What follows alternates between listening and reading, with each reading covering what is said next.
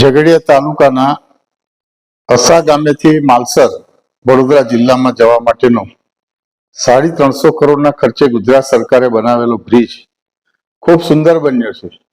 સરકારને એ માટે જેટલા અભિનંદન આપીએ એટલા ઘટે, કેમ કે આ ટ્રાઇબલ પછાત વિસ્તાર છે અને એને વિકાસની ગતિ આપવા માટે આ બ્રિજ ખૂબ ઉપયોગી થઈ રહ્યો છે।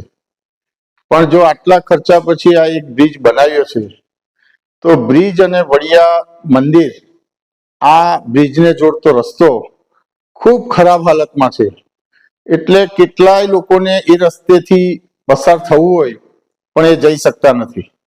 તો આ બ્રિજનો આટલો ખર્ચો કરીને બનાવ્યાનો કોઈ મતલબ રહે નહીં।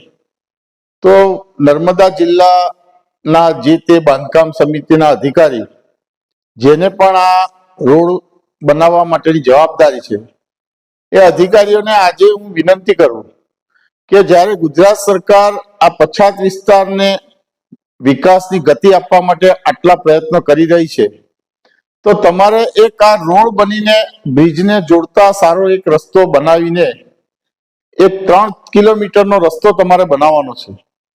તો એ કેમ નથી બનાવતા? તમે વહેલી તકે રસ્તો બનાવો। એટલે ગુજરાત સરકાર ઘણા સારા કામો કરતા હોય પણ અધિકારી એક નાનું કામ રવા દેતું હોય એને લઈને સરકારના માથે માથા ધોવાતા હોય।